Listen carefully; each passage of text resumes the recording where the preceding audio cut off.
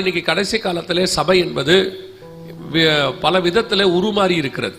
அது பிளெஸிங் சென்டராக மாறிடுச்சு, அப்புறம் டெலிவரன்ஸ் சென்டராக மாறிடுச்சு, அப்புறம் அது ஹீலிங் சென்டராக மாறிடுச்சு.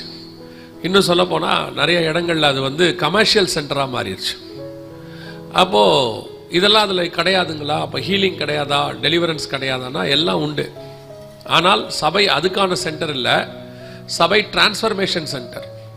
சபை தேவனுக்கென்று மறுரூபமாகிற இடம். சபையை கொண்டு போய் மணவாட்டியை கொண்டு போய் மணவாளன் கையில் ஒப்படைக்கிற இடம் தான் சபை. அதுக்கு ஆயத்தப்படுத்துகிற இடம்.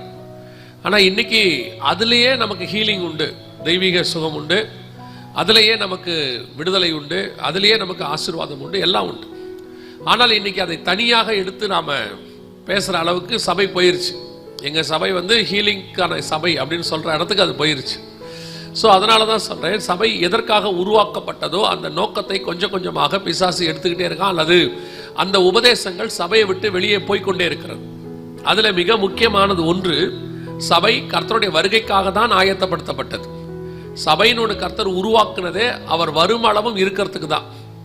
அதனால தான் திருவிருந்து எடுக்கும்போது கூட நம்ம என்ன சொல்லி எடுக்கிறோம்னா, நான் வரும் அளவும் என்னை நினைவு கூறும்படி இதை செய்யுங்கள் என்றார். 1 கொரிந்தியர் 11 வாசி.